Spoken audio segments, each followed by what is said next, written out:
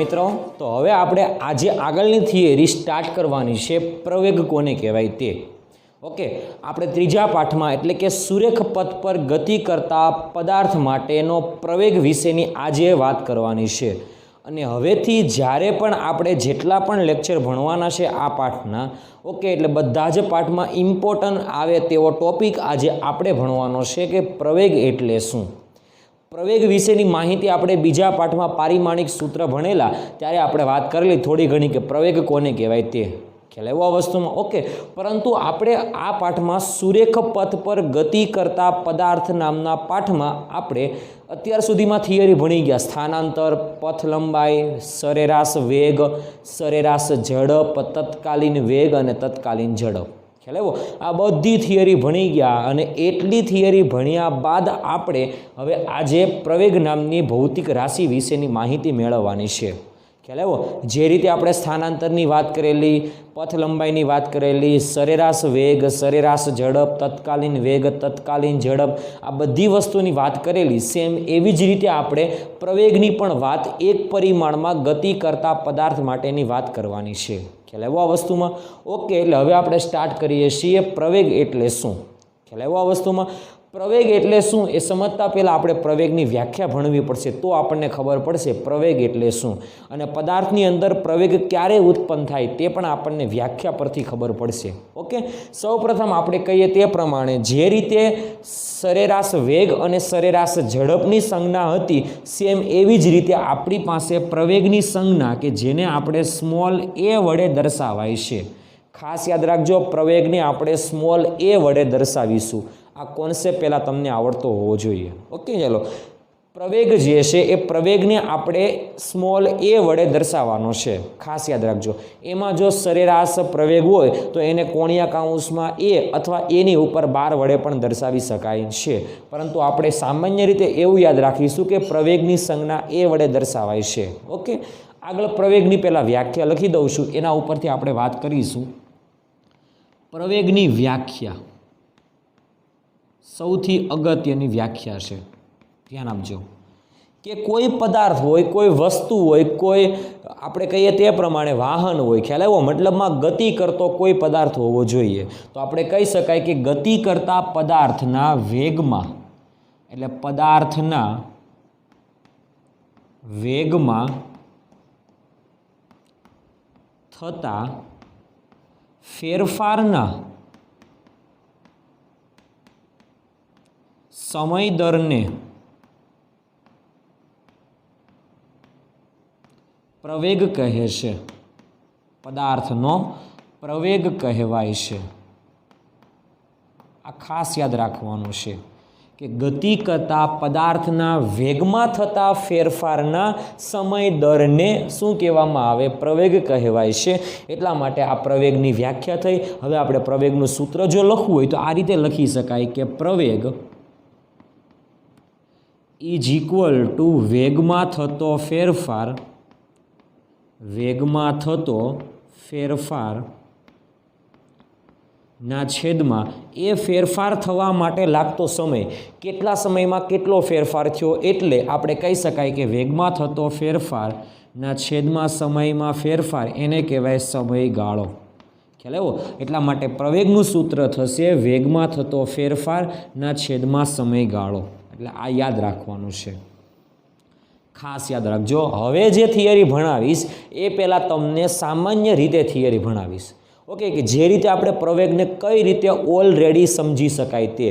અને આ થિયરી ભણશો એટલે તમને સંપૂર્ણ 100% એટલો તો આઈડિયા આવી જશે કે પ્રવેગ કોને કહેવાય તે. ખ્યાલ આવ્યો? એટલે થિયરીને બરાબર સમજવાની છે આપણે. ઓકે, અહીંયા સુધીની થિયરી હું એનસીઆરટી પ્રમાણે રહેવા દઉં છું.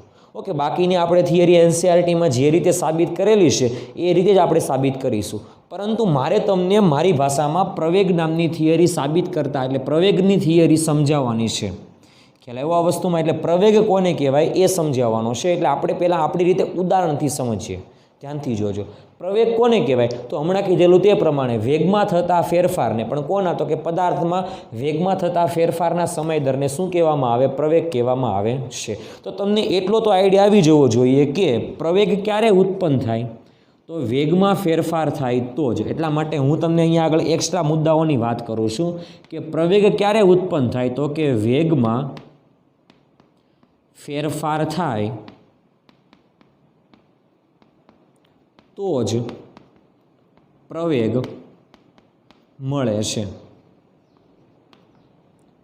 ખ્યાલ આવ્યો આ વસ્તુમાં વિદ્યાર્થી મિત્રો? વેગમાં ફેરફાર થાય એટલે કાં તો વેગ વધવો જોઈએ ને કાં તો વેગ ઘટતો હોય તો જ પ્રવેગ ઉત્પન્ન થાય એવું કહી શકાય. એટલા માટે લખેલું છે કે વેગમાં ફેરફાર થાય તો જ પ્રવેગ મળે છે, નકર પ્રવેગ મળતો નથી. ખ્યાલ આવ્યો? ક્યારે પ્રવેગ ન મળે? કે માની લો કે કોઈ પણ પદાર્થનો વેગ હંમેશા એક સમાન હોય. એટલા માટે કહી શકાય કે એક સમાન વેગ એટલે નિયમિત વેગી,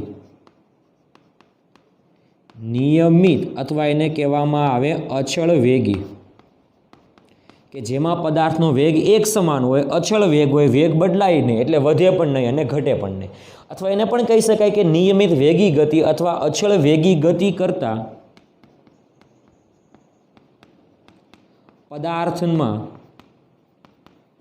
પ્રવેગ ઉત્પન્ન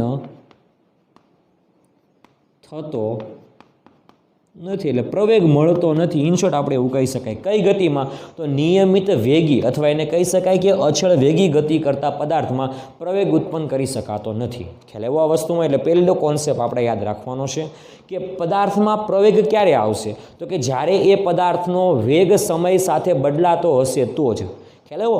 બરાબર ધ્યાન આપજો. સમય સાથે પદાર્થનો વેગ બે રીતે બદલાઈ શકે. ખાસ ધ્યાન આપજો.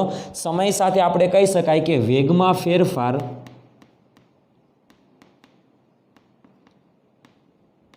બે રીતે થઈ શકે. એટલે વેગમાં ફેરફાર એટલે કાં તો વધારો થઈ શકે ને કાં તો ઘટાડો થઈ શકે. ખ્યાલ આવ્યો? એટલા માટે આપણે કહી શકાય કે વેગમાં જે ફેરફાર છે ને એ બે રીતે થઈ શકે. કાં તો વેગમાં વધારો થાય, કાં તો વેગમાં વધારો થાય અથવા વેગમાં શું થાય તો કે ઘટાડો થાય. બેમાંથી કોઈ એક ઘટના થાય. કાં તો વેગ વધે ને કાં તો વેગ ઘટે. માની લો હું તમને ઉદાહરણથી જ સમજાવીશ, કારણ કે આ બધું એનસીઆરટીમાં નથી, પરંતુ હમણાં કીધેલું તે પ્રમાણે મારે તમને મારી રીતે સમજાવવાની છે થિયરી. ત્યારબાદ આપણે એનસીઆરટીના કોન્સેપ્ટ પ્રમાણે જશું. ઓકે, માની લો કે વેગમાં વધારો કે ઘટાડો બે રીતે થાય છે. ઓકે, હું તમને અહીંયા આગળ પહેલાં વેગમાં વધારો જે થાય છે ને એ આવી રીતે લખી દો. તો માની લો કે t બરાબર 0 સમયે, t બરાબર 0 સમયે, એટલે તમે જ્યારે ગતિની શરૂઆત કરો છો ત્યારે t બરાબર 0 સમયે પદાર્થનો વેગ જે છે એ v બરાબર 0 મીટર પર સેકન્ડ છે. ઓકે, હવે તમે કોઈ પણ સમય માપવા માટેનું સાધન, માની લો કે તમે સ્ટોપ વોચ લો છો, એમાં 0 સેકન્ડે પદાર્થનો વેગ 0 મીટર પર સેકન્ડ, સ્ટોપ વોચમાં 1 સેકન્ડ બતાવે ત્યારે પદાર્થનો વેગ 2 મીટર પર સેકન્ડ થાય છે. એટલા માટે કહી શકાય t બરાબર 1 સેકન્ડે પદાર્થનો વેગ થઈ ગયો 2 મીટર પર સેકન્ડ. સ્ટોપ વોચમાં t બરાબર 2 સેકન્ડ બતાવે છે ત્યારે તમારે વેગ થઈ ગયો v બરાબર 4 મીટર પર સેકન્ડ.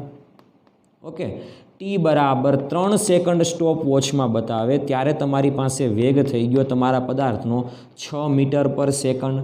t બરાબર 4 સેકન્ડે માની લો કે તમારી પાસે જે સ્ટોપ વોચ છે એમાં વેગ થઈ ગયો 8 મીટર પર સેકન્ડ. ખ્યાલ આવ્યો આ વસ્તુમાં વિદ્યાર્થી મિત્રો? ઓકે, એટલે આ બધામાં તમે જુઓ કે સમય જેમ જેમ વધતો જાય છે તેમ તેમ પદાર્થનો વેગ એક સરખો વધે છે. 0 થી 1 સેકન્ડમાં 2 મીટર પર સેકન્ડ જેટલો વેગ વધી ગયો, 1 થી 2 સેકન્ડમાં પણ 2 મીટર પર સેકન્ડનો વેગ વધી ગયો, 2 થી 3 સેકન્ડમાં એટલે કે 1 સેકન્ડના સમયગાળામાં પણ 2 મીટર પર સેકન્ડનો વેગ વધી ગયો છે. ખ્યાલ આવ્યો? એટલે આમાં સમયના વધારા સાથે પદાર્થનો વેગ એક સરખો વધે છે. એટલા માટે આમાં જે પદાર્થમાં વેગનો વધારો થાય છે એ વેગનો વધારો નિયમિત રીતે વેગનો વધારો થાય છે. એટલા માટે કહી શકાય કે અહીંયા આગળ નિયમિત રીતે વેગનો વધારો, નિયમિત રીતે, નિયમિત ગતિ નથી, ખાસ યાદ રાખજો. અહીંયા આગળ કીધેલું છે તે પ્રમાણે નિયમિત ગતિ એટલે નિયમિત વેગી અથવા અચળ વેગી ગતિ નથી. અહીંયા આગળ પદાર્થનો વધારો જે છે ને એ નિયમિત રીતે થાય છે. ખ્યાલ આવ્યો? વધારો થાય કે ઘટાડો થાય છે નિયમિત રીતે થાય છે. અને અહીંયા આગળ તમે ધ્યાનથી જુઓ કંઈક આવો વધારો થાય. t બરાબર 0 સેકન્ડે તમે માપ્યો ત્યારે વેગ તમને મળેલો હતો v બરાબર 0. એટલે તમારી પાસે જે પદાર્થ છે એ ગતિ કરતો નથી. ઓકે, હવે ટી બરાબર 1 સેકન્ડ થઈ ત્યારે વેગ થઈ ગયો આપણે માની લઈએ કે 2 મીટર પર સેકન્ડ.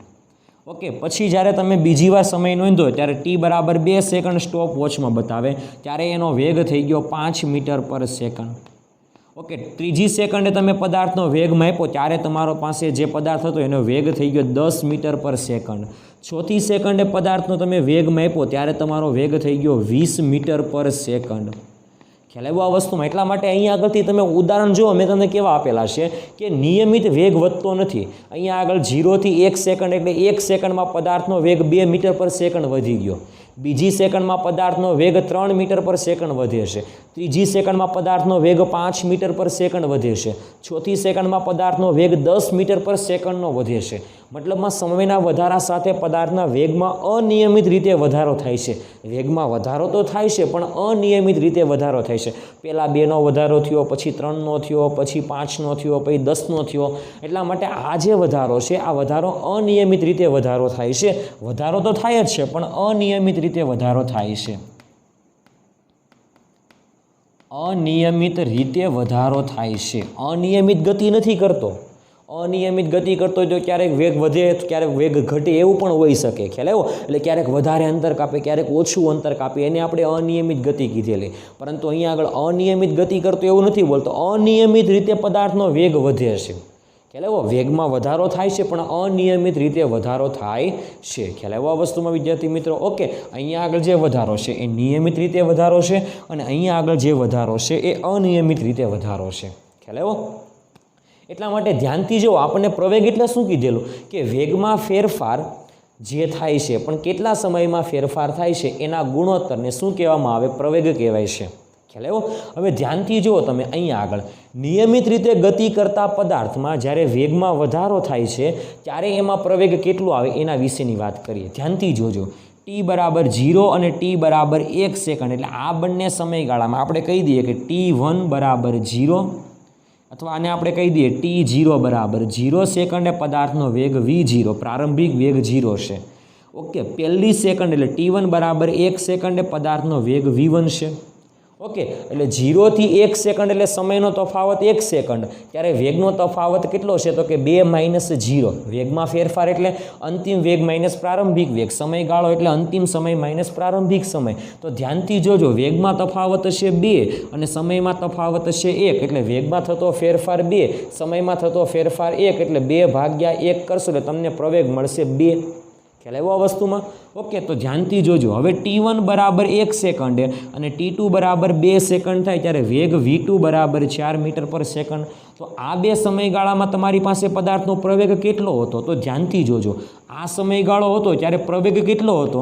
તો કે 2 મીટર પર સેકન્ડ. તો આટલો જ્યારે સમયગાળો થાય છે 1 થી 2 સેકન્ડ એટલે 1 સેકન્ડમાં સમયગાળો જ્યારે હતો ત્યારે વેગનો ફેરફાર કેટલો છે? તો ધ્યાનથી જુઓ, 4 - 2 એટલે વેગમાં ફેરફાર 2, સમયમાં ફેરફાર 2 સેકન્ડમાંથી 1 સેકન્ડ એટલે 1 સેકન્ડ. તો 2/1 કરશો તો તમને જવાબ મળશે 2 મીટર પર સેકન્ડ સ્ક્વેર.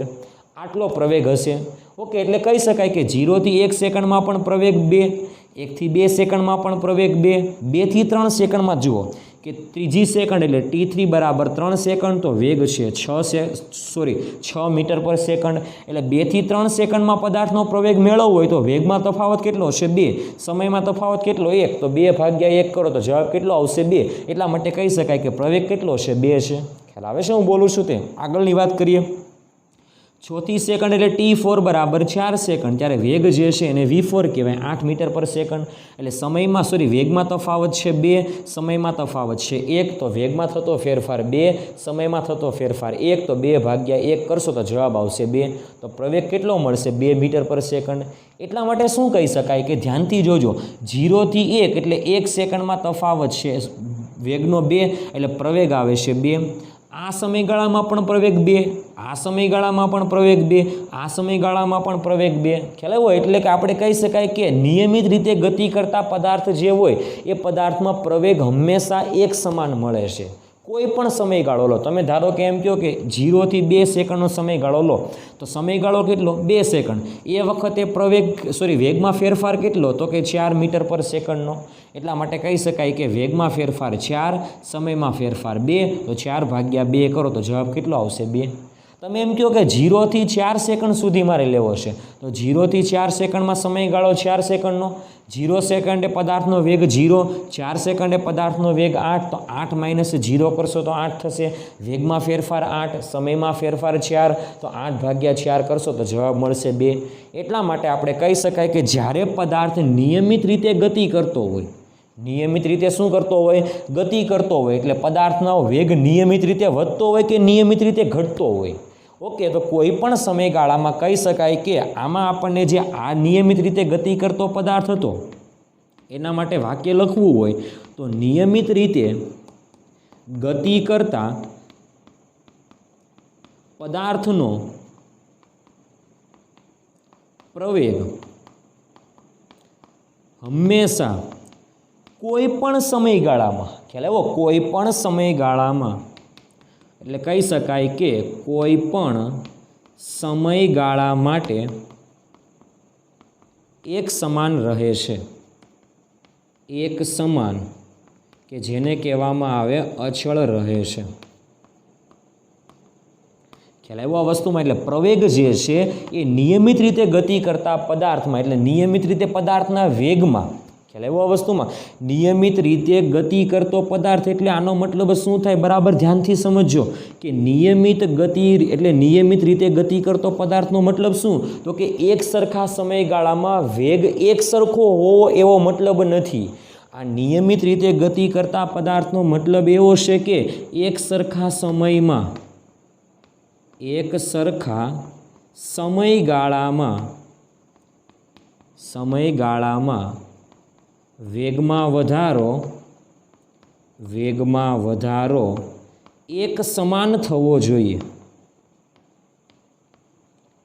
એક સમાન થવો જોઈએ. આ ખાસ યાદ રાખવાનું છે કે એક સરખા સમયગાળામાં વેગમાં વધારો અથવા ઘટાડો એક સરખો થવો જોઈએ. એનો મતલબ મેં લખેલો છે કે નિયમિત રીતે ગતિ કરતા. ખ્યાલ આવ્યો આ વસ્તુમાં? નિયમિત રીતે ગતિ કરતા પદાર્થનો વેગ એટલે શું? તો કે વેગમાં વધારો તો થાય છે, નિયમિત ગતિ નથી કહેતો. નિયમિત ગતિમાં પ્રવેગ આવે જ નહીં, પણ નિયમિત રીતે પદાર્થનો વેગ જો એક સરખો વધતો હોય, એટલે વેગમાં વધારો જો એક સમાન થતો હોય તો એને કહેવામાં આવે નિયમિત રીતે વેગમાં વધારો થાય છે. આમાં અનિયમિત રીતે વેગમાં વધારો થાય છે. ખ્યાલ આવ્યો આ વસ્તુમાં? આમાં નિયમિત રીતે વેગમાં વધારો થાય છે અને આમાં અનિયમિત રીતે વેગમાં વધારો થાય છે. પણ નિયમિત ગતિ કરતો પદાર્થ એટલે શું? તો એ પણ યાદ રાખવાનું કે એક સરખા સમયગાળામાં પદાર્થનો વેગ એક સરખો જ હોય. આ જે નિયમિત વેગી ગતિ છે ને, એનો મતલબ શું છે? તો એક સરખા સમયગાળામાં પદાર્થ એક સરખું જ વેગ છે, એટલે પદાર્થનો વેગ એક સરખો છે તો એમાં પ્રવેગ નહીં આવે. પરંતુ આમાં શું છે? તો કે સમયગાળો વધે છે, વેગ વધે છે પણ એક સરખો વધે છે, એટલે નિયમિત રીતે વધે છે. અને આમાં નિયમિત રીતે અનિયમિત રીતે કંઈ વધતો જ નથી, એટલા માટે એને કહેવાય નિયમિત વેગી ગતિ. આપણે શબ્દની આ જરૂર પડશે. નિયમિત વેગી ગતિ એટલે શું? તો કે પદાર્થનો વેગ સમયના વધારા સાથે એક સરખો જ રહે, વધે પણ નહીં અને ઘટે પણ નહીં. વેગ આમાં વધે પણ એક સરખો વધે, અથવા ઘટે તો પણ એક સરખો ઘટે. ઓકે, એટલા માટે કહી શકાય કે જો એક સરખો વેગ વધતો હોય તો પ્રવેગ ઉત્પન્ન થશે, પરંતુ દરેક સમયગાળામાં પ્રવેગ જે છે એ એક સમાન જ રહેશે. આ તમારો કોન્સેપ્ટ પહેલાં ક્લિયર હોવો જોઈએ. ઓકે, ચાલો આમાં જુઓ તમે. એક સેકન્ડમાં અહીંયા આગળ આ વેગમાંથી આ વેગ એટલે v0માંથી v1 થાય ત્યારે સમયગાળો 1 સેકન્ડ છે, તો વેગ 2, તો આટલા સમયગાળામાં પ્રવેગ 2 મીટર પર સેકન્ડ. આટલા સમયગાળામાં પ્રવેગ 5માંથી વેગ થાય છે, 2માંથી વેગ થાય છે 5, એટલે વેગનો ફેરફાર 3, એટલે પ્રવેગ કહેવાય 3. આમાં વેગમાં ફેરફાર જે છે એ 5, એટલે પ્રવેગ કહેવાય 5. આમાં વેગમાં ફેરફાર છે 10, એટલે પ્રવેગ કહેવાય 10. ખ્યાલ આવ્યો આ વસ્તુમાં? 1 સેકન્ડના ગાળાની વાત કરીએ તો ધ્યાનથી જોજો. ખ્યાલ આવ્યો આ વસ્તુમાં? 2 સેકન્ડના ગાળાની વાત કરીએ, ધ્યાનથી જુઓ કે 0 થી 2 સેકન્ડ. 0 થી 2 સેકન્ડમાં તફાવત વેગનો કેટલો છે? તો કે 5નો. સમયનો તફાવત કેટલો? તો કે 2નો. તો 5 ભાગ્યા 2 કરશો એટલે તમને જવાબ મળશે 2.5. ઓકે, તમને કોઈ એમ કહે કે 1 સેકન્ડ અને ત્રીજી સેકન્ડે પ્રવેગ મેળવો, તો 1 સેકન્ડ અને ત્રીજી સેકન્ડમાં સમયનો તફાવત 2 સેકન્ડ, વેગનો તફાવત 8, તો 8 ભાગ્યા 2 કરશો તો તમને જવાબ મળશે 4 મીટર પર સેકન્ડ સ્ક્વેર. ઓકે, હમણાં પ્રવેગનો એકમ આવશે મીટર પર સેકન્ડ સ્ક્વેર. કેમ? તો કે વેગમાં ફેરફાર, વેગનો એકમ મીટર પર સેકન્ડ છે અને છેદમાં સમય આવે એટલે અંશનો છેદ છેદમાં આવે એટલે આખા પ્રવેગનો એકમ જે છે એ આપણે હમણાં શોર્ટમાં યાદ રાખશું મીટર પર સેકન્ડ સ્ક્વેર થાય. વેગનો એકમ મીટર પર સેકન્ડ, પરંતુ અહીંયા વેગના એકમ કરતાં સેકન્ડ આની અંદર ઉમેરાય છે એટલે કહી શકાય કે મીટર પર સેકન્ડ સ્ક્વેર છે. ઓકે, એટલા માટે કહી શકાય કે આમાં તમે કોઈ પણ બે સમયગાળા લો, પ્રવેગ હંમેશા એક સરખો જ મળે. આમાં તમે કોઈ પણ બે સમયગાળા લો તો પ્રવેગ અલગ અલગ મળે છે, કારણ કે આમાં વેગમાં અનિયમિત રીતે વધારો થાય છે. વેગમાં વધારો તો થાય છે પણ અનિયમિત રીતે વધારો થાય છે. એટલા માટે કહી શકાય કે અનિયમિત રીતે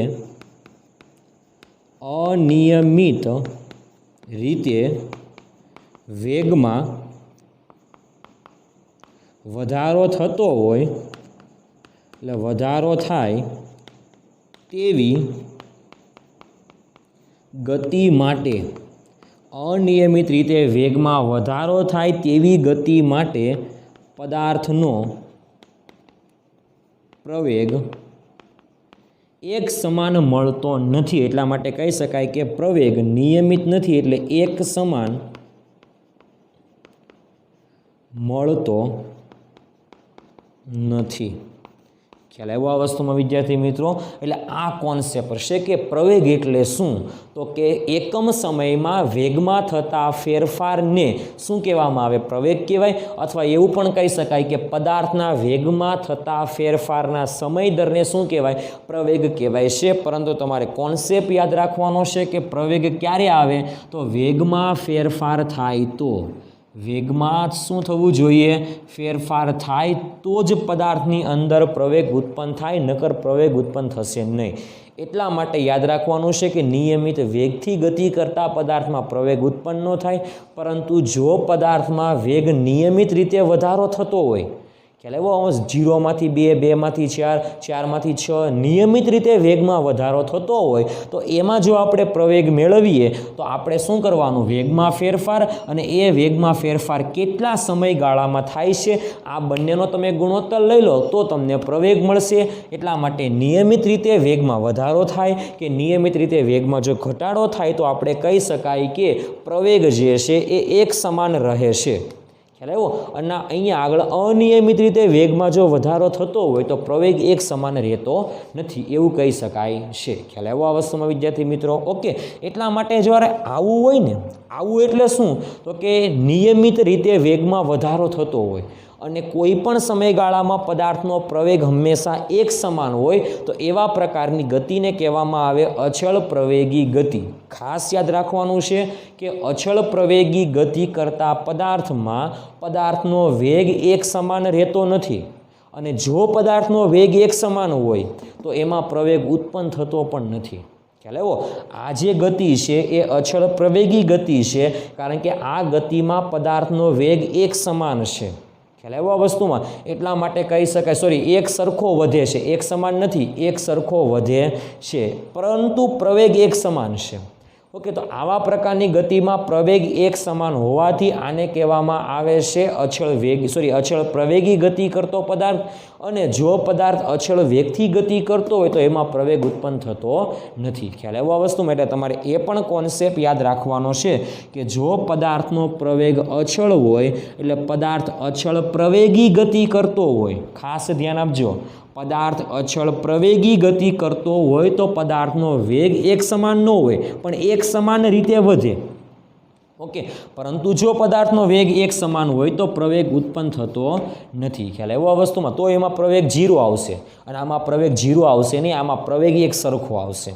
ખ્યાલ આવ્યો? અને આમાં પણ વેગમાં વધારો થાય છે પણ પ્રવેગ એક સમાન રહેતો નથી. ખ્યાલ આવ્યો આ વસ્તુમાં? એટલા માટે કહી શકાય કે આ પ્રવેગી ગતિ કરે છે અને આ અચળ પ્રવેગી ગતિ કરે છે. ખાસ યાદ રાખવાનું છે વિદ્યાર્થી મિત્રો. ઓકે, હવે ખાસ ધ્યાન આપજો કે મેં તમને ઉદાહરણ આપેલા છે, એ ઉદાહરણમાં પણ તમને હું માનું ત્યાં સુધીમાં આરામથી ખબર પડી ગઈ હશે.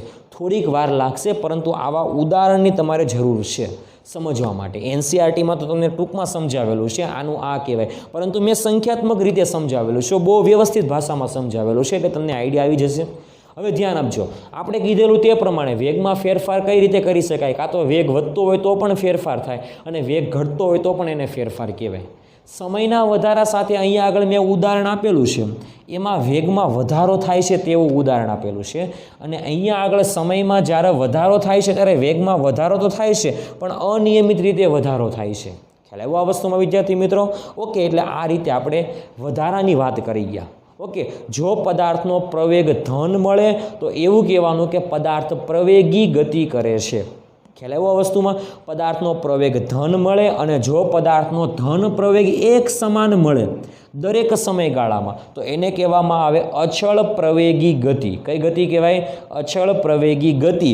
અને જો વધારો પ્રવેગ એટલે પ્રવેગ જો અલગ અલગ મળતો હોય તો એને પ્રવેગી જ ગતિ કહેવાય, પરંતુ આપણે નામ આપશું ખાલી પ્રવેગી ગતિ. પરંતુ જો એક સરખો પ્રવેગ રહેતો હોય અને પ્રવેગ ધન હોય તો એને કહેવામાં આવે પ્રવેગી ગતિ. ખ્યાલ આવ્યો આ વસ્તુમાં? એક સરખો રહેતો હોય તો એને કહેવાય અચળ પ્રવેગી ગતિ, અને આમાં ખાલી આપણે કહેશું પ્રવેગી ગતિ કરે છે પદાર્થ, એવું. ખ્યાલ આવ્યો આ વસ્તુમાં વિદ્યાર્થી મિત્રો? એટલે આ કોન્સેપ્ટ પણ તમારે બરાબર યાદ રાખવાનો છે. ઓકે, હવે હું તમને બીજી વાત કરું છું. અહીંયા આગળ સમયના વધારા સાથે વેગમાં વધારો થાય છે. ઓકે, હવે હું તમને બીજું ઉદાહરણ આપું છું કે સમયના વધારા સાથે વેગમાં ઘટાડો થાય ત્યારે શું. ઓકે, તો બરાબર ધ્યાનથી સમજવાના છે આગળના ઉદાહરણ. માની લો કે તમારી પાસે કોઈ એક બાઇક છે અને એ શરૂઆતમાં સ્થિર છે. ઓકે, પછી તમે ગાડી ગતિ કરાવવાની શરૂઆત કરો તો ગાડીનો વેગ પહેલાં ઓછો હોય, પછી તમે ધીરે ધીરે ધીરે ધીરે એ ગાડીનો વેગ વધારતા જાઓ. ખ્યાલ આવ્યો? એટલે અમુક હદ સુધી એનો વેગ વધશે. માનો કે તમે ગાડીનો વેગ 8 મીટર પર સેકન્ડ જેટલો કર્યો. ઓકે, હવે તમે શું કરો છો? બ્રેક મારો છો. બ્રેક મારો એટલે શું થાય? તો કે વેગ ઘટશે. ખ્યાલ આવ્યો? પદાર્થ તો આગળ જ ગતિ કરશે, પરંતુ એ પદાર્થનો વેગ ઘટશે. 8માંથી વેગ થશે 6, 6માંથી વેગ થશે 4, 4માંથી વેગ થશે 2, 2માંથી વેગ થશે 0. ખ્યાલ આવ્યો? ત્યારબાદ ગાડી ગતિ કરતી બંધ થશે. ખ્યાલ આવ્યો આ વસ્તુમાં? ઓકે, તો માની લો કે હું તમને અહીંયા આગળ વેગમાં વધારો થાય છે એવું ઉદાહરણ આપ્યું. માની લો કે હવે હું તમને એવું ઉદાહરણ આપું કે તમારી પાસે કોઈ એક ગાડી ગતિ કરે એવી ગાડી છે અને એ ગાડી જે છે એ પહેલી સેકન્ડ 0 સેકન્ડ વેગ 0, પહેલી સેકન્ડે વેગ 2, બીજી સેકન્ડે વેગ 4, ત્રીજી સેકન્ડે વેગ 6, ચોથી સેકન્ડે વેગ 8. એટલે એક સરખા સમયગાળામાં વેગ એક સરખો મળ્યો, એટલા માટે અહીંયા આગળ આપણને પ્રવેગ ધન મળેલો. એટલા માટે આપણે એને કીધેલું કે આ ગતિ છે એ અચળ પ્રવેગી ગતિ છે. ઓકે, પરંતુ હવે શું થાય છે? ગાડીનો વેગ 8 થઈ ગયો. હવે ગાડીને આપણે બ્રેક લગાવવાની છે. બ્રેક લગાવશો ત્યારે આપણે જે ઘડિયાળ આપણી પાસે જે સમય માપવા માટેનું સાધન કે મેં તમને કીધેલું સ્ટોપ વોચ, એ સ્ટોપ વોચને તમારે રિફ્રેશ મારવાની છે. એટલે સ્ટોપ વોચમાં ફરીવાર સમયગાળો 0 આવશે. ફરીવાર તમારે સમય નોંધતું જવાનું છે. ઓકે, જ્યારે તમારી પાસે કોઈ પદાર્થ ગતિ કરે છે અને એ ગતિ કરતા પદાર્થનો પ્રારંભમાં વેગ 8 મીટર પર સેકન્ડ છે ધારી લો. ઓકે, તો સ્ટોપ વોચ તમે શરૂ કરી તો શરૂઆતમાં એ 0 સમયે પદાર્થનો વેગ 8 મીટર પર સેકન્ડ. સ્ટોપ વોચમાં 1 સેકન્ડ દર્શાવે છે ત્યારે વેગ થઈ ગયો 6 મીટર પર સેકન્ડ. સ્ટોપ વોચમાં સમય 2 સેકન્ડ દર્શાવે છે ત્યારે વેગ થઈ ગયો 4 મીટર પર સેકન્ડ. સ્ટોપ વોચમાં સમય 3 સેકન્ડ દર્શાવે છે ત્યારે વેગ થઈ ગયો ગાડીનો 2 મીટર પર સેકન્ડ. સ્ટોપ વોચમાં 4 સેકન્ડ દર્શાવે છે ત્યારે ગાડીનો વેગ થઈ ગયો 0 મીટર પર સેકન્ડ. ખ્યાલ આવ્યો આ વસ્તુમાં? હવે તમે ધ્યાનથી જોજો, હું શું કહું છું કે 0 થી 1 સેકન્ડ એટલે કે સમયનો તફાવત કેટલો? અંતિમ સમય માઇનસ પ્રારંભિક સમય 1 સેકન્ડ. 1માંથી 0 એટલે સમયનો તફાવત 1 સેકન્ડ. વેગનો તફાવત જુઓ, 6માંથી 8 બાદ કરવાના, કારણ કે અંતિમ વેગ માઇનસ પ્રારંભિક વેગ, એટલે 6માંથી તમે 8 બાદ કરશો તો તમને જવાબ મળશે -2. ઓકે, એટલા માટે આપણે કહી શકાય કે વેગનો ફેરફાર -2, સમયનો ફેરફાર 1 સેકન્ડ. એટલા માટે કહી શકાય કે 1 સેકન્ડમાં વેગ 2 મીટર પર સેકન્ડ જેટલો ઘટે છે. એટલા માટે આપણે આ સૂત્ર પરથી જો કરીએ તો પ્રવેગ આપણને મળશે -2 મીટર પર સેકન્ડ સ્ક્વેર. ખ્યાલ આવ્યો આ વસ્તુમાં? એનો મતલબ એવો કે 1 સેકન્ડમાં પદાર્થના વેગમાં 2 મીટર પર સેકન્ડનો ઘટાડો થાય છે. વેગની વાત થાય છે. પ્રવેગ -2 મીટર પર સેકન્ડ સ્ક્વેર જેટલો મળે છે. હવે શું થાય છે? બીજી 1 થી 2 સેકન્ડમાં વેગ 6માંથી 4 થયો. તો સમયનો તફાવત તમે ધ્યાનથી જુઓ, 2 સેકન્ડમાંથી 1 સેકન્ડ. ત્યારે વેગ કેટલો? તો કે 6માંથી 4 એટલે અંતિમ સમય 6, અંતિમ વેગ 6, પ્રારંભિક વેગ અંતિમ વેગ 4, પ્રારંભિક વેગ 6. એટલે વેગમાં તફાવત કેટલો? તો કે -2નો. તો કે વેગમાં તફાવત -2, સમયમાં તફાવત 1 સેકન્ડ, તો પ્રવેગ મળે છે -2 મીટર પર સેકન્ડ સ્ક્વેર.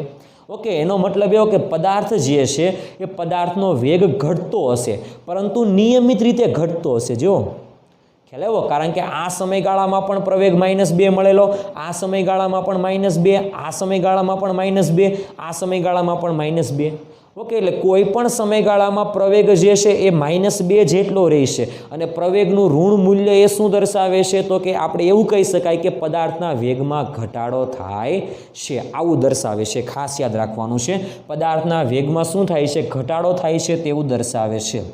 ઓકે, અને એક સરખા સમયગાળામાં પ્રવેગ જો તમને હંમેશા એક સરખો જ મળતો રહે, હમણાં કીધેલું તે પ્રમાણે -2, -2, -2, -2 જ મળતો રહે, તો તમારે એવું સમજવાનું કે -2 એ પદાર્થનો વેગ ઘટે છે એવું દર્શાવે છે. એટલા માટે આવા પ્રકારની ગતિને કહેવામાં આવે અચળ પ્રતિપ્રવેગી ગતિ. ખાસ યાદ રાખવાનું છે, 2 પ્રકારની ગતિ આવે છે. જો પ્રવેગ ધન મળે તો એને કહેવામાં આવે પ્રવેગી ગતિ, અને જો પ્રવેગ ઋણ મળે તો એને કહેવામાં આવે પ્રતિપ્રવેગી ગતિ. આ પણ ખાસ યાદ રાખવાનું છે. એટલા માટે અહીંયા આગળ પ્રવેગ ઉત્પન્ન થતો નથી. ક્યારે? જો પદાર્થનો વેગ એક સમાન હોય તો. જો વેગ વધતો હોય તો પદાર્થ પ્રવેગી ગતિ કરે, અને જો વેગ એક સરખો વધતો હોય તો પદાર્થ અચળ પ્રવેગી ગતિ કરે, અથવા પદાર્થનો વેગ ઘટતો હોય તો પદાર્થ પ્રતિપ્રવેગી ગતિ કરે, અથવા એક સરખો ઘટતો હોય તો પદાર્થ અચળ પ્રતિપ્રવેગી ગતિ કરે, એવું કહી શકાય છે. ખ્યાલ આવ્યો આ વસ્તુમાં? એટલા માટે યાદ રાખજો, જો વેગ એક સમાન હોય તો પ્રવેગ ઉત્પન્ન થતો નથી. વેગ જો વધતો હોય તો એને પ્રવેગી ગતિ કહી શકાય, એવું કહી શકાય. અને જો પદાર્થનો વેગ ઘટતો હોય તો એને કહી શકાય કે પ્રતિપ્રવેગી ગતિ કરે છે. કઈ ગતિ કરે છે? પ્રતિપ્રવેગી ગતિ કરે છે, એવું કહી શકાય છે. ખ્યાલ આવ્યો આ વસ્તુમાં વિદ્યાર્થી મિત્રો? ઓકે, પરંતુ અચળ પ્રતિપ્રવેગી ગતિ કરે ક્યારે? જ્યારે એક સરખા સમયગાળામાં પદાર્થનો પ્રવેગ એક સમાન હોય ત્યારે, અથવા કોઈ પણ સમયગાળામાં પદાર્થનો પ્રવેગ એક સમાન હોય ત્યારે. જો ઋણ આવે તો અચળ પ્રતિપ્રવેગી, અને પ્રવેગ જો ધન આવે તો કહી શકાય કે અચળ પ્રવેગી ગતિ કરે છે, તેમ કહી શકાય. અને અચળ વેગી ગતિમાં પદાર્થનો પ્રવેગ શૂન્ય હોય. અચળ વેગી ગતિમાં પદાર્થનો પ્રવેગ કેવો હોય? શૂન્ય હોય છે. એટલે આ કોન્સેપ્ટ તમારે યાદ રાખવાનો છે. હું બધી વસ્તુ તમને ડીપમાં લખાવીશ, પણ પહેલાં હું જે બોલું છું એના ઉપર તમારે ખાસ ધ્યાન આપવાનું છે. ઓકે, પરંતુ આના પછી જે આપણે બોર્ડ વર્ક કરીશું એમાં તો બધી વસ્તુ A to Z લખાવીશ. ઓકે, ત્યારે પાછો સમજાવવા નહીં બેસું, ત્યારે તમને આઈડિયા આવી જવો જોઈએ. ઓકે, ચાલો માની લો કે આમાં શરૂઆતમાં પદાર્થનો વેગ માની લો કે 20 હોય. ઓકે, 1 સેકન્ડમાં એનો વેગ થઈ જાય 10, પછીની 1 સેકન્ડમાં એનો વેગ થઈ જાય 5, પછીની 1 સેકન્ડમાં એનો વેગ થઈ જાય 2, અને ત્યારબાદ એનો વેગ થઈ જાય 0. તો ધ્યાનથી જુઓ તમે, 1 સેકન્ડમાં વેગ 20માંથી 10 એટલે વેગનો ફેરફાર -10 એટલે પ્રવેગ -10. ત્યાર પછીની સેકન્ડમાં 10માંથી 5 એટલે વેગમાં ફેરફાર -5 એટલે આનો પ્રવેગ -5 મીટર પર સેકન્ડ. પછીની 1 સેકન્ડમાં પદાર્થનો વેગ જે છે એ -3 જેટલો ઘટે છે, એટલા માટે કહી શકાય કે પ્રવેગ -3.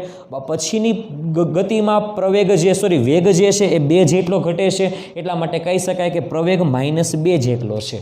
ખ્યાલ આવ્યો વસ્તુમાં? અહીંયા આગળ પ્રવેગ જે છે એ ઋણ મળે છે, એટલા માટે આપણને આઈડિયા તો આવી ગયો કે પ્રતિપ્રવેગી ગતિ કરે છે. પરંતુ અહીંયા આગળ પ્રવેગ એક સમાન નથી, એટલે અચળ પ્રતિપ્રવેગી ગતિ કરતો નથી, એવું કહી શકાય છે. ખ્યાલ આવ્યો આ વસ્તુમાં વિદ્યાર્થી મિત્રો? ઓકે, એટલે આ કોન્સેપ્ટ આપણે બરાબર રીતે યાદ રાખવાનો છે અને બરાબર રીતે જોવાનો છે. આ જસ્ટ મેં તમને ખાલી ગાણિતીય માહિતી આપેલી છે કે વેગમાં વધારો થાય છે, વેગમાં ઘટાડો થાય છે, પરંતુ જો વેગમાં નિયમિત રીતે વધારો થાય તો એને અચળ પ્રવેગી, ઘટાડો થાય તો અચળ પ્રતિપ્રવેગી, અનિયમિત રીતે વેગમાં વધારો થાય તો પ્રવેગી, ઘટાડો થાય તો કહી શકાય કે પ્રતિપ્રવેગી ગતિ થાય છે. ખ્યાલ આવ્યો આ વસ્તુમાં? અને નિયમિત વેગી ગતિ કરતો પદાર્થમાં હંમેશા પ્રવેગ આવશે નહીં, એટલે કહી શકાય કે એ પદાર્થનો પ્રવેગ હંમેશા કેટલો હોય? શૂન્ય હોય. ખ્યાલ આવ્યો આ વસ્તુમાં? સમયના વધારા સાથે પદાર્થનો વેગ વધતો ન હોય ત્યારની વાત થાય છે. ખ્યાલ આવ્યો આ વસ્તુમાં? ઓકે, તો આટલી બધી આપણે થિયરી ભણાવેલી છે, આટલી બધી વસ્તુની વાત કરેલી છે, ત્યારે આપણને થોડોક તો આઈડિયા આવી ગયો હશે કે એક્ઝેક્ટલી પ્રવેગ કહેવાય શું. તો 100 વાતની એક વાત કે પ્રવેગ એટલે શું? તો કે પદાર્થના સમયમાં, એટલે પદાર્થના વેગમાં સમયના વધારા સાથે વેગમાં વધારો થવો જોઈએ. એટલા માટે સૂત્ર યાદ રાખવાનું છે કે પ્રવેગ એટલે શું? તો કે વેગમાં થતા ફેરફારના સમય દરને અથવા એકમ સમયમાં વેગમાં કેટલો ફેરફાર થાય છે એને જ કહેવામાં આવે પ્રવેગ. ખ્યાલ આવ્યો? એકમ સમયમાં વેગમાં કેટલો ફેરફાર થાય એને આપણે પ્રવેગ કહીશું. ખ્યાલ આવ્યો આ વસ્તુમાં? આ જસ્ટ સામાન્ય માહિતી હતી કઈ રીતે થાય છે. હવે આપણે એનસીઆરટી બેઝ થિયરી ભણવાની છે, કઈ રીતે આપણે એક્ઝામમાં થિયરી લખવાની આવે છે તે, અને કઈ રીતે એમસીક્યુ પૂછાય છે તેના વિશેની હવે આપણે માહિતી મેળવો. ઓકે, તો હવે પ્રવેગ વિશેની વાત કરીએ. પ્રવેગની સૌ પ્રથમ આપણે વ્યાખ્યા લખીએ છીએ. ધ્યાન આપજો, વ્યાખ્યા હું 2 વ્યાખ્યા લખીશ જેથી કરીને તમને બરાબર આઈડિયા આવી જાય. હમણાં લખેલી તે પ્રમાણે પદાર્થના વેગમાં થતા ફેરફારના સમય દરને તો આપણે કહી શકાય કે પદાર્થમાં એટલે પદાર્થના વેગમાં થતા ફેરફારના, આ શબ્દ તો હોવો જ જોઈએ, ફેરફારના સમય દરને શું કહી શકાય? પદાર્થનો પ્રવેગ કહી શકાય. અથવા આપણે આવું પણ બોલી શકાય કે એકમ સમયમાં, બીજી વ્યાખ્યા હું લખાવું છું કે એકમ સમયમાં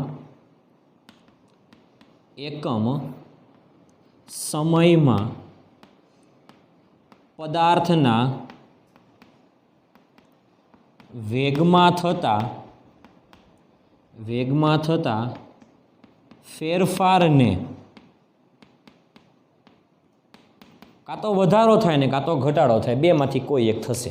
ઓકે, એકમ સમયમાં પદાર્થના વેગમાં થતા ફેરફારને શું કહેવામાં આવે? પ્રવેગ.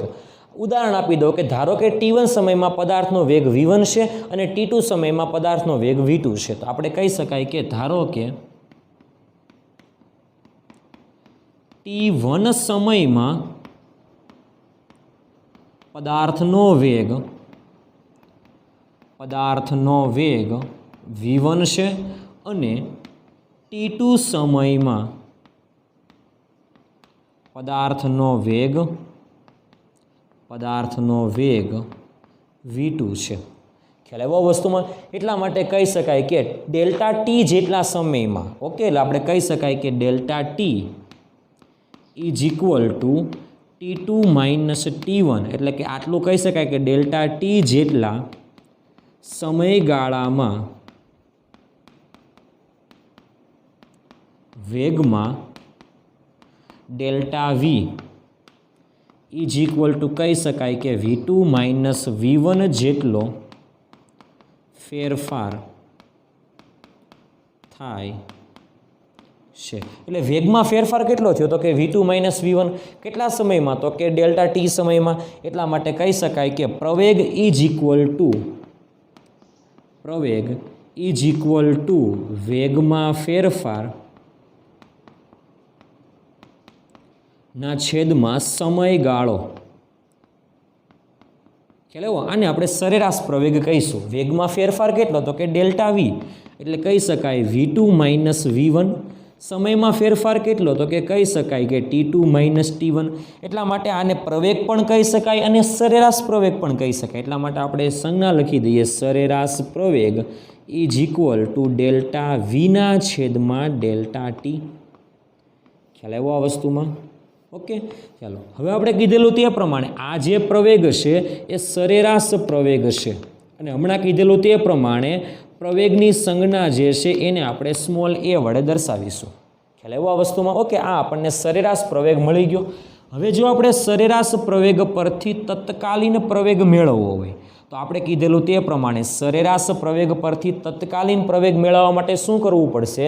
તો કે સમયગાળો અત્યંત સૂક્ષ્મ લેવો પડશે. અને સૂક્ષ્મ એટલે કેટલો? તો કે 0ની નજીક. એટલે આ સમીકરણમાં જો આપણે limit delta T tense two 0 લઈએ તો આપણે કહી શકાય કે limit delta T tense two 0 લઈએ તો એટલે સમયગાળાની એટલે વેલ્યુ જે છે એ 0ની નજીક લઈએ તો આપણે કહી શકાય સમયગાળો 0 નહીં હો, સમયગાળાનો તફાવત, એટલે સમય 0 નહીં, સમયગાળા અથવા એને કહેવાય સમયનો તફાવત 0 લઈએ તો, એટલે limit delta T tense two 0 લઈએ તો સરેરાશ પ્રવેગ જે છે એ તત્કાલીન પ્રવેગમાં રૂપાંતર થશે. એટલે કહી શકાય કે limit delta T tense two 0 is equal two સરેરાશ એ ડેલ્ટા વીના છેદમાં ડેલ્ટા ટી. તો આ જે સરેરાશ પ્રવેગ છે એ તત્કાલીન પ્રવેગમાં રૂપાંતર થશે. કયા પ્રવેગમાં? તત્કાલીન પ્રવેગ, કે જેની સંજ્ઞા છે એ. તો આ મોટો ફેરફાર, તો સૂક્ષ્મ ફેરફાર ડીવી अपॉन dt। तो ए बराबर तत्कालीन प्रवेग एटले कही शकाय कि dv अपॉन dt। ओके, आने शुं कही शकाय तो कि विकलन कोनी सापेक्षे कोनुं तो कि समयनी सापेक्षे वेगनुं विकलन करवाथी प्रवेग मळे छे। एटला माटे आपणे आवुं कही शकाय कि समयनी सापेक्षे वेगनुं विकलन करवाथी प्रवेग मळे छे। कोनी सापेक्षे कोनुं? समयनी सापेक्षे वेगनुं विकलन करवाथी प्रवेग मळे छे। हवे आ जे समीकरण छे ए समीकरणमां वेग छे तो आपणने खबर छे ज्यां v बराबर सूत्र हतुं dx अपॉन dt, तो एनी जग्याए आपणे किंमत मूकी दईए तो आपणे कही शकाय कि ए बराबर dv अपॉन dt मां जो आपणे v बराबर dx अपॉन dt मूकी दईए, वेग बराबर dx अपॉन dt जो मूकी दईए तो d इंटू d एटले थई जशे dt square sorry d square into x upon dt आखा पदनो स्क्वेर एटले कही शकाय d square x upon dt square एटले आखाने आवुं लखी शकाय प्रवेग बराबर एटले a बराबर लखी शकाय d square x upon dt square. ख्याल आव्यो आ वस्तुमां विद्यार्थी मित्रों?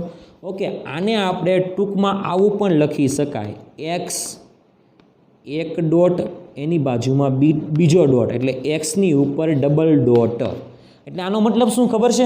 अंतर अथवा स्थानांतरनुं एकवार विकलन करवाथी वेग मळे अने वेगनुं एकवार विकलन करवाथी प्रवेग मळे। एनो मतलब एवो के अंतरनुं बे वार विकलन करो तो तमने शुं मळशे तो के प्रवेग मळशे। ख्याल आव्यो? एटले x नी उपर डबल डॉट ने शुं वंचाय तो के कही शकाय के स्थानांतरनुं बे वार, एक वार नहीं पण केटली वार? बे वार विकलन करवाथी, पण कोनी सापेक्षे? समयनी सापेक्षे विकलन करवाथी प्रवेग मळे छे। शुं मळे छे? प्रवेग मळे छे। खास याद राखवानुं छे कोनी सापेक्षे कोनुं विकलन करवाथी तो के समयनी सापेक्षे अंतरनुं जो तमे एकवार विकलन करो तो वेग मळशे अने वेगनुं तमे समयनी सापेक्षे एकवार विकलन करो तो प्रवेग मळशे। खास याद राखवानुं छे। एटला माटे कही शकाय के स्थानांतर जे छे ए स्थानांतरनुं आपणे बे वार विकलन करी दईए। केटली वार विकलन करी दईए? बे वार विकलन करीए समयनी सापेक्षे तो आपणने प्रवेग मळी जशे। ख्याल आव्यो आ वस्तुमां विद्यार्थी मित्रों? एटले कॉन्सेप्ट पण याद राखवानो छे अने जरूरी पण छे, कारण के आवा एमसीक्यू बहु बधा पूछी शकाय छे के अंतर अथवा स्थानांतरनुं बे वार विकलन करवाथी कई राशि मळशे तो आपणे कही शकाय प्रवेग, एक वार विकलन करवाथी कई राशि मळशे तो कही शकाय के वेग, परंतु वेगनुं एक वार विकलन करवाथी कई राशि मळशे तो पण कही शकाय प्रवेग। ख्याल आव्यो? एटले प्रवेग बे रीते मळी शके, स्थानांतरनुं बे वार विकलन करो अथवा वेगनुं एक वार विकलन करो। वेग जे छे ए एक ज वार मळशे, कोनुं विकलन करवाथी तो के स्थानांतरनुं एक ज वार विकलन करवाथी आपणने वेग मळी जशे। ख्याल आव्यो आ वस्तुमां विद्यार्थी मित्रों? ओके, एटले आ पण तमारे क्लियर याद राखवानुं छे। आगळ आपणे वात करीए प्रवेगनो एकम। ओके, प्रवेगनो एकम जे छे ए आपणे लखीए त्यो प्रमाणे वेगना फेरफारनो एकम जे छे मीटर पर सेकंड।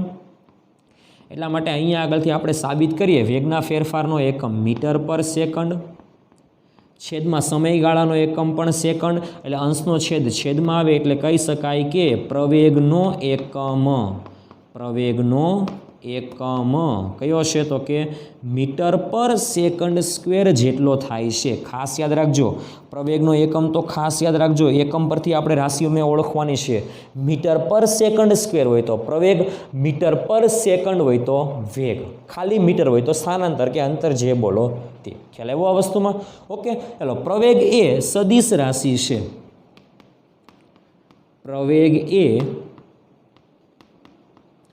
સદિશ રાશિ છે। શા માટે સદિશ રાશિ છે? કારણ કે અહીંયા આગળ પ્રવેગના સૂત્રમાં વેગના છેદમાં સમય આવે છે, સમય તો અદિશ રાશિ છે, વેગ સદિશ રાશિ હોવાથી પ્રવેગ પણ કહી શકાશે સદિશ રાશિ છે। એટલે ખાસ યાદ રાખવાનું છે કે પ્રવેગ એ સદિશ રાશિ છે। આ ખાસ યાદ રાખજો, પ્રવેગ કઈ રાશિ છે? સદિશ રાશિ છે। ઓકે, તો આ આપણો કોન્સેપ્ટ છે। હવે પ્રવેગનું પારિમાણિક સૂત્રની વાત કરવી હોય, પ્રવેગનું પારિમાણિક સૂત્ર દળ તો આવતું નથી એટલે m0, m એટલે મીટર, મીટર એટલે L1, સેકન્ડ સ્ક્વેર એટલે સમયનો સ્ક્વેર ઉપર આવે તો t-2 એટલે આપણને જે મળશે પ્રવેગ એ પ્રવેગનું પારિમાણિક સૂત્ર મળી ગયું m0 L1t-2 જેટલું છે એટલે ખાસ યાદ રાખવાનું છે. ખ્યાલ આવ્યો આ વસ્તુમાં વિદ્યાર્થી મિત્રો? ઓકે, આ સામાન્ય માહિતી છે. બીજી વસ્તુની વાત કરીએ આપણે તો કે આપણે કીધેલું તે પ્રમાણે પથ લંબાઈ હંમેશા ધન હોય, પરંતુ સ્થાનાંતર ધન, ઋણ કે શૂન્ય હોઈ શકે. સાથે સાથે આપણે બીજી પણ વાત કરેલી કે સરેરાશ વેગ એ ધન, ઋણ કે શૂન્ય હોઈ શકે, પરંતુ ઝડપ હંમેશા ધન હોય. તો ખાસ યાદ રાખજો, એની જેમ જ પ્રવેગ એ સદિશ રાશિ છે, કારણ કે પ્રવેગ વેગ ઉપરથી મળે અને વેગ એ સ્થાનાંતર પરથી મળે. એટલે સ્થાનાંતર ધન, ઋણ કે શૂન્ય હોય તો વેગ પણ ધન, ઋણ કે શૂન્ય થાય, અને વેગ પણ ધન, ઋણ કે શૂન્ય હોય તો પ્રવેગ પણ ધન, ઋણ કે શૂન્ય થઈ શકે છે. એટલે ખાસ યાદ રાખજો, પ્રવેગ એ સદિશ રાશિ છે, એટલા માટે કહી શકાય કે પ્રવેગ ધન પણ હોઈ શકે, પ્રવેગ ઋણ પણ હોઈ શકે અને પ્રવેગ શૂન્ય પણ હોઈ શકે છે. ખ્યાલ આવ્યો? અને પ્રવેગ જે છે એ સદિશ રાશિ છે, અને પ્રવેગની દિશા એ કઈ દિશામાં હોય તો કહી શકાય કે વેગના ફેરફારની દિશામાં. આ પણ વાક્ય ખાસ યાદ રાખજો કે પ્રવેગ જે છે, આ જે વાક્ય લખું છું લીલા અક્ષરથી, એ સૌથી મોસ્ટ આઈમ્પી વાક્ય છે કે પ્રવેગની દિશા વેગના ફેરફારની દિશામાં હોય છે. પ્રવેગની દિશા વેગના ફેરફારની દિશામાં હોય છે. ખાસ યાદ રાખવાનું છે કે પ્રવેગની દિશા વેગના ફેરફારની દિશામાં હોય છે. ખ્યાલ આવ્યો આ વસ્તુમાં? એટલે ખાસ યાદ રાખવાનું છે કે પ્રવેગ એ કઈ દિશામાં હોય તો વેગનો ફેરફાર જે દિશામાં થાય ને એ દિશામાં હોય છે. ખ્યાલ આવ્યો આ વસ્તુમાં વિદ્યાર્થી મિત્રો? ઓકે, હવે આપણે હમણાં વાત કરેલી તે પ્રમાણે કે પ્રવેગ ધન પણ હોઈ શકે, પ્રવેગ ઋણ પણ હોઈ શકે અને પ્રવેગ શૂન્ય પણ હોઈ શકે. તો આના વિશે આપણે વધારે માહિતી મેળવવાની છે, એ હવે આપણે જોઈએ. ધ્યાનથી જોજો. શું આપણો હેતુ છે કે પ્રવેગ ધન પણ હોઈ શકે, પ્રવેગ ઋણ પણ હોઈ શકે અને પ્રવેગ શૂન્ય પણ હોઈ શકે છે. તો હમણાં કીધેલું તે પ્રમાણે પ્રવેગ જે છે ધન પણ હોઈ શકે, પ્રવેગ શૂન્ય પણ હોઈ શકે અને પ્રવેગ ઋણ પણ હોઈ શકે. હમણાં આપણે થિયરી ભણાવેલી ત્યારે કીધેલું કે પ્રવેગ શૂન્ય હોવો એટલે શું? તો કે એ બરાબર શૂન્ય હોવું. પ્રવેગ શૂન્ય ક્યારે હોઈ શકે? તો હમણાં કીધેલું તે પ્રમાણે વેગમાં વધારો કે ઘટાડો ન થાય તો. એટલે કહી શકાય કે વેગમાં ફેરફાર ન થાય ત્યારે, વેગમાં ફેરફાર ન થાય ત્યારે કહી શકાય કે પદાર્થનો પ્રવેગ જે છે એ પ્રવેગ શૂન્ય થશે. ઓકે, માની લો કે પદાર્થનો પ્રવેગ ધન મળે છે, એટલે કહી શકાય કે આવું a ગ્રેટર ધેન 0. ઓકે, પ્રવેગનું સૂત્ર શું હતું? a બરાબર v2 માઇનસ v1 ના છેદમાં t2 માઇનસ t1. t2 તો મોટા હોય, t1 તો નાના હશે. ઓકે, પરંતુ આ સમીકરણમાં પ્રવેગ ધન ક્યારે મળે? તો કે જ્યારે v2 ગ્રેટર ધેન v1. આનો મતલબ એવો કે v2 એટલે અંતિમ વેગ અને v1 એટલે પ્રારંભિક વેગ. એટલે અંતિમ વેગ વધારે, પ્રારંભિક વેગ ઓછો. તો આવું ક્યારે થાય? તો કે વેગમાં વધારો થાય ત્યારે. એટલા માટે કહી શકાય કે વેગમાં વધારો થાય ત્યારે, વેગમાં વધારો થાય ત્યારે પ્રવેગ ધન મળે અને એવી ગતિને પ્રવેગી ગતિ કહેવાય. તેવી ગતિને પ્રવેગી ગતિ કહેવાય. પ્રવેગી ગતિ કહેવાય. આ ખાસ યાદ રાખવાનું છે. કઈ ગતિ કહેવાશે? પ્રવેગી ગતિ કહેવાય છે. જો પ્રવેગ ધન મળે તો એને કહેવામાં આવે પ્રવેગી ગતિ. પ્રવેગ 0 મળે તો એને કોઈ જાતની ગતિ એટલે કે ગતિ કરે છે પણ એક સરખા વેગથી ગતિ કરે એટલે એને કંઈ કહેવાશે નહીં. પરંતુ જો પદાર્થનો પ્રવેગ ઋણ ક્યારે મળશે? તો આપણી પાસે સૂત્ર હતું a બરાબર, એટલે પ્રવેગ જે છે એ 0 કરતાં નાનો હોય તો કહી શકાય કે પ્રવેગ ઋણ છે. ક્યારે મળશે? તો આપણી પાસે સૂત્ર હતું a બરાબર v2 માઇનસ v1 છેદમાં t2 માઇનસ t1. એમાં આપણે કહી શકાય કે જ્યારે V2 નાના હોય અને V1 મોટા હોય, એટલે અંતિમ વેગ નાનો હોય એટલે અંતિમ વેગ ઓછો હોય, પ્રારંભિક વેગ વધારે હોય, તો કહી શકાય કે પદાર્થના વેગમાં ફેરફાર માઇનસ હશે, માટે પ્રવેગ માઇનસ મળે. એટલે કહી શકાય કે વેગમાં ઘટાડો થાય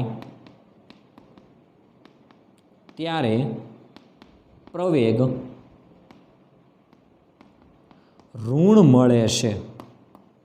કેવો મળે છે? પ્રવેગ કેવો મળશે? ઋણ મળે. માટે આવા પ્રવેગ ઋણ મળે ત્યારે આપણે એવી ગતિને કહી શકાય કે પ્રતિપ્રવેગી ગતિ. માટે કહી શકાય કે તેથી આવા પ્રકારની ગતિને પ્રતિપ્રવેગી ગતિ કહેવાય. ખ્યાલ આવ્યો? કઈ ગતિ કહેવાશે? પ્રતિપ્રવેગી ગતિ. ખાસ યાદ રાખવાનું છે. ખ્યાલ આવ્યો આ વસ્તુમાં? ઓકે, આપણે અહીંયા આગળ પ્રવેગી ગતિની વાત કરીએ. જો પદાર્થનો પ્રવેગ એક સરખો હોય તો એને કહેવામાં આવે અચળ પ્રવેગી ગતિ, અને પદાર્થનો વેગ જો એક સરખો ન હોય તો એને પ્રવેગી ગતિ કહેવાય.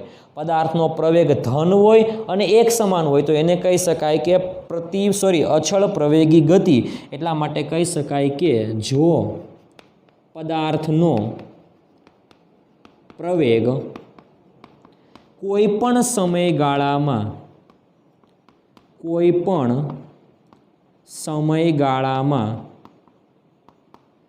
ધન અને એક સમાન મળે તેને અચળ પ્રવેગી ગતિ કહેવાય.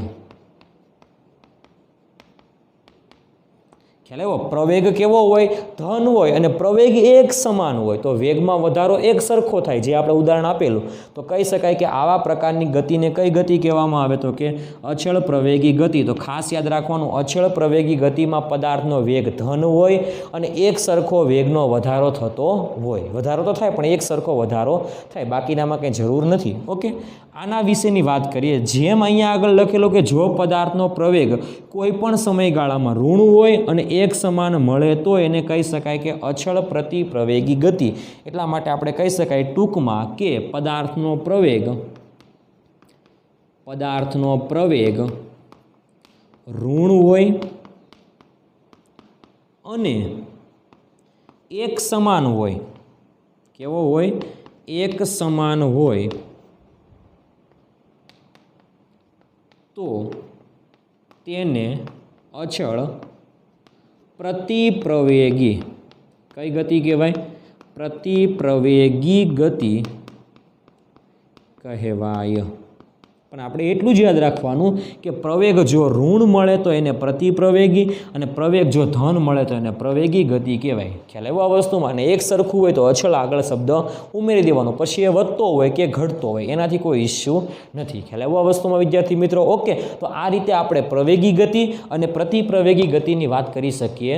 એ રીતે આપણે પ્રવેગ ધન ક્યારે હોઈ શકે, પ્રવેગ ઋણ ક્યારે હોઈ શકે અને પ્રવેગ શૂન્ય ક્યારે હોઈ શકે તેના વિશેની માહિતી આપેલી છે. ખ્યાલ આવ્યો આ વસ્તુમાં વિદ્યાર્થી મિત્રો? ઓકે, તો આ તો આપણો આજનો લેક્ચર કે પ્રવેગ વિશે સમજૂતી આપો, સામાન્ય સમજૂતી છે. હજુ આપણે તો આના સિવાયની ઘણી બધી માહિતીની વાત કરવાની છે કે પ્રવેગ જે છે એ આપણે તો ખાલી થિયરી પ્રમાણે ભણી ગયા, પરંતુ આના પછીના લેક્ચરમાં આપણે પ્રવેગ જે છે એ આલેખ પરથી પણ સમજવાનો છે, ઢાળ પરથી પણ સમજવાનો છે. ખ્યાલ આવ્યો આ વસ્તુમાં? પરંતુ એની પહેલાં તમારી પાસે કોન્સેપ્ટ ક્લિયર હોવો જોઈએ કે પ્રવેગ એટલે શું, અથવા એવો પણ સવાલ પૂછી શકે કે સરેરાશ પ્રવેગ અને તત્કાલીન પ્રવેગ વિશેની સમજૂતી આપો. ખ્યાલ આવ્યો આ વસ્તુમાં?